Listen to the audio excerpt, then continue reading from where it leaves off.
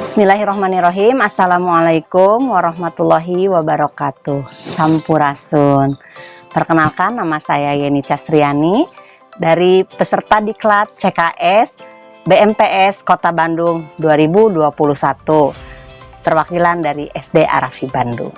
Kegiatan Diklat calon kepala sekolah terdiri dari 4 rangkaian. Yang pertama yaitu on job training 1, dilanjutkan dengan in service training 1, kemudian tahap berikutnya on job training 2, dan terakhir adalah in service training 2. Pada kegiatan on job training 2, peserta Diklat diberikan tugas untuk melaksanakan 3 kegiatan. Yang pertama yaitu melaksanakan rencana proyek kepemimpinan yang dilaksanakan di sekolah asalnya, yaitu di SD Arafi Bandung. Kemudian yang kedua yaitu kajian manajerial yang dilaksanakan di 2 sekolah, di sekolah asal di SD Arafi dan sekolah magang 2 adalah SD Negeri 263 Rancaloa. Dan yang ketiga yaitu peningkatan kompetensi kepala sekolah yang akan dilaksanakan di SD Magang 2 yaitu di SDN 263 Rancaloa. Kegiatan rencana proyek kepemimpinan dilaksanakan di sekolah asal CKS yaitu di SD Arafi Bandung yang terletak di Jalan Sekejati 3 nomor 20, Kelurahan Sukapura, Kecamatan Kiara Condong, Bandung. SD Arafi di bawah naungan Yayasan Pendidikan Islam Kewirausahaan dengan segudang prestasi akademik dan non-akademik. Berdasarkan analisis dan kajian terhadap rapot mutu sekolah, maka ditemukan permasalahan pada salah satu standar, yaitu standar proses pada indikator mendapatkan evaluasi dari kepala sekolah dan pengawas sekolah.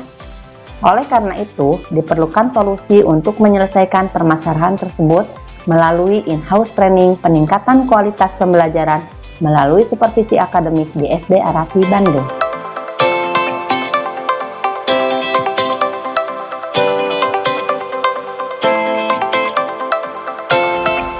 Kegiatan RPK dilaksanakan dalam 2 siklus dengan langkah-langkah kegiatan sebagai berikut. Pertama, persiapan. Yang kedua, pelaksanaan. Yang ketiga, monitoring dan evaluasi. Yang keempat, refleksi. Dan yang kelima, tindak lanjut. Kegiatan RPK siklus 1 dilaksanakan secara luring dengan menerapkan protokol kesehatan. Berdasarkan hasil data yang diperoleh melalui penyebaran angket dan pengerjaan soal tes akhir kepada peserta IHT, secara umum hasilnya baik. Namun, ada beberapa hal yang masih harus ditingkatkan dan ditindaklanjuti di siklus 2. Siklus kedua dilaksanakan dalam bentuk testimoni dari teman sejawat yang sudah disupervisi, serta mengisi kembali soal tes akhir bagi peserta IHT siklus 1 yang nilainya masih rendah. Dari siklus 2 dapat disimpulkan terjadi 1. Kenaikan kualitas kegiatan. 2. Kenaikan kompetensi kepala sekolah. 3. Kenaikan kompetensi guru dalam pemahaman mengenai pentingnya supervisi. 4. Kualitas pembelajaran peserta didik meningkat. Dan yang kelima, tercapainya students well-being. Bismillahirrahmanirrahim. Assalamualaikum warahmatullahi wabarakatuh. Saya ucapkan terima kasih kepada Dinas Pendidikan dan juga BMPS yang telah memfasilitasi guru-guru kami untuk mengikuti Diklat CKS. Semoga dengan mengikuti Diklat ini bisa meningkatkan kompetensi baik kompetensi kepemimpinan maupun manajerial bagi guru-guru kami, sehingga kedepannya mudah-mudahan kita bisa mendapatkan kualitas pendidikan yang jauh lebih baik daripada yang sebelumnya. Alhamdulillah, kemarin setelah kegiatan in-house training, saya mendapatkan motivasi kembali mengenai supervisi yang asalnya supervisi itu mungkin hal yang cukup menegangkan, tapi ternyata ketika dalam materi tersebut saya termotivasi kembali dengan hal-hal yang harus saya siapkan ketika pembelajaran dan juga di akhir pembelajaran apa yang harus saya lakukan. Dan ketika pelaksanaan supervisi, alhamdulillah saya dibimbing oleh Ibu Kepala Sekolah, Ibu Yeni, kemudian juga saat pelaksanaan didampingi dan ada evaluasi, ada juga refleksi yang itu tentunya membuat saya meningkatkan kualitas mengajar saya selama kegiatan mengajar di kelas, dan saya sangat bersyukur sekali mendapatkan pelatihan in-house training dan juga kegiatan supervisi yang telah dilaksanakan. Nah, waktu kita belajar sama Pak Jeffrey, dan ditemani dengan Bu Yeni. Nah, saya tuh biasa aja, terus pelajarannya tuh menarik.